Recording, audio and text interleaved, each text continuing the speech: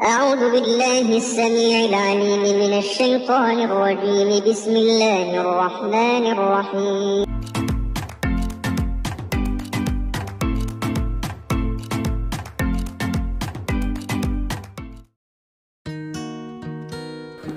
Baik, bagaimana caranya kita terhindar dari malasnya sholat, Bapak Ibu?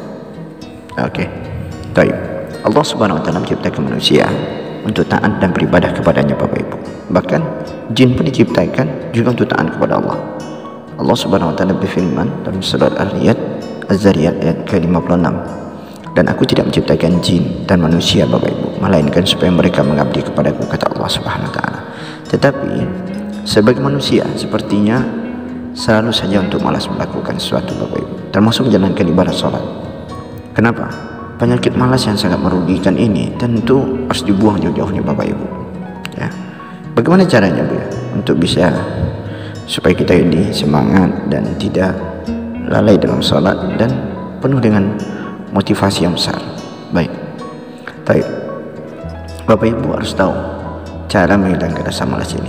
Sebenarnya tidak terlalu sulit, Bapak Ibu. Semuanya tergantung terhadap diri kita sendiri. Nah, yang pertama, selalu mengingat akhirat, Bapak Ibu. Percayalah, hidup di dunia ini hanya sementara, Bapak Ibu. Tidak ada yang kekal selain Allah Subhanahu Wa Taala. Kita boleh saja bersenang hidup di dunia ini, tapi kita juga mesti ingat bahwa semua yang diperbuat selama di dunia ini, Bapak Ibu, dipertanggungjawabkan sebagai amal perbuatan yang akan mengantar kita ke surga atau neraka. Karena Nabi Muhammad SAW, Rasulullah menyatakan, setiap engkau akan mempertanggungjawabkan apa yang engkau perbuat selama engkau hidup di dunia ini. Jadi cara yang tepat agar di akhirat kelak mendapatkan tempat terbaik di sisinya Allah Subhanahu Wa Taala, jangan pernah lupakan salat wajib dan amal-amal baiknya, Bapak Ibu. Insya Allah berkah itu. Apa yang pertama? Selalu mengingat akhirat. Oke. Yang kedua, perbanyak beristighfar, Bapak Ibu. Dengan banyak beristighfar ini, insya Allah rasa malas kita untuk meninggalkan ibadah sholat akan hilang. Biasanya, Bapak Ibu, rasa malas bisa datang kapan saja. Makanya jika kita sering mengucapkan istighfar, bisa menghilangkan rasa malas kita sendiri. Astagfirullahaladzim, alladzi la ilaha illa wal hayyul qayyum wa atubu ilaih. Karena Nabi Muhammad SAW juga menyatakan, ketika hatiku malas, aku beristighfar pada Allah dalam sehari sebanyak 100 kali. Hadis riwayat Muslim.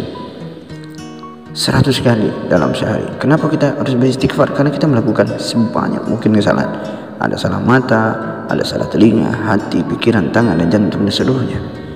Kita melakukan kesalahan dalam sehari. Maka dalam sehari itu kita juga harus memperbanyak istighfar kita kepada Allah Subhanahu Wa Taala. Dengan istighfar itu semoga Allah memberikan motivasi ampunan kepada kita, dan Allah mudahkan hati kita untuk mengingat Allah Subhanahu Wa Taala. Dan yang ketiga, Bapak Ibu, menjauhkan hal negatif. Agar tidak malas untuk beribadah, coba hindarkan deh hal-hal yang bernilai negatif, hal bernilai negatif yang tidak baik untuk diri kita sendiri. Contoh, gak usah kita mencari kesalahan orang lain atau disebut dengan jasus, seakan-akan kita lebih baik dari orang. Kebanyakan kita kan berpikir negatif terus sama orang, tapi gak pernah berpikir negatif pada diri kita. Dan juga paling luar biasanya berpikir negatif kepada Allah Subhanahu Wa Taala. Semestinya kita harus berpositif thinking kepada Allah Subhanahu Wa Taala, Bapak Ibu. Perbanyaklah untuk melakukan hal yang positif, Bapak Ibu, yang bisa membuat kita ini semangat dalam beribadah. Insya Allah, kalau kita sudah menjauhkan hal negatif dalam pikiran dan hati kita, insya Allah sholat kita akan semakin semangat. Yang keempat, Bapak Ibu, berteman dengan ahli ibadah. Nah, hal berikut yang bisa mengurangi rasa malas kita beribadah, yaitu mendekatkan atau bergaul dengan orang-orang yang ahli ibadah.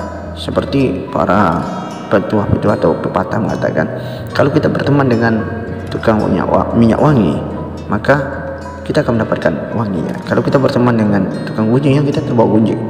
Kalau berteman dengan orang malas, kita terbawa malas. Kalau berteman dengan orang yang rajin beribadah, insya Allah, demi Allah, demi Rasulullah, kita terbawa rajin beribadah. Jelas hal ini membuat hati kita untuk meningkatkan amal ibadah, Bapak Ibu. Ya, meningkatkan amal ibadah. Semakin banyak teman yang memiliki sifat rajin beribadah, maka akan mudah pula bagi kita mengikuti kebiasaan tersebut. Karena kita tahu, karena Rasulullah SAW menyatakan, carilah teman yang bisa membawamu kepada kebaikan, karena temanmu itu adalah cerminan sebagian dari agamamu sendiri. Nah, itu Bapak Ibu ya. Yang kelima, memahami konsep waktu Bapak Ibu.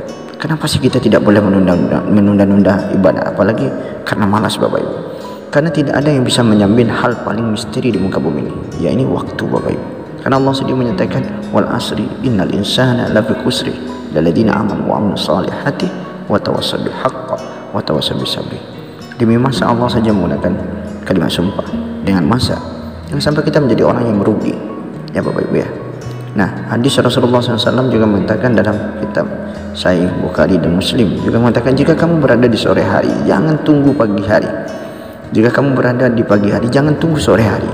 Gunakanlah waktu sehatmu untuk persiapan saat kamu sakit, dan kehidupanmu untuk kematian.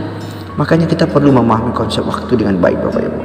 Karena tidak ada yang tahu kapan ajal kita akan dijemput oleh Allah Subhanahu wa taala. Kelima tips di atas tadi, kelima cara atau metode di atas tadi bisa kita terapkan untuk memperbanyak ibadah sebagai bekal di akhirat. Semoga bermanfaat Bapak Ibu ya. Jadi kita bisa melihat tadi ada 5 konsep atau 5 cara untuk kita mengatasi diri kita dari malas dalam beribadah. Mungkin itu dulu Bapak Ibu. Assalamualaikum warahmatullahi wabarakatuh.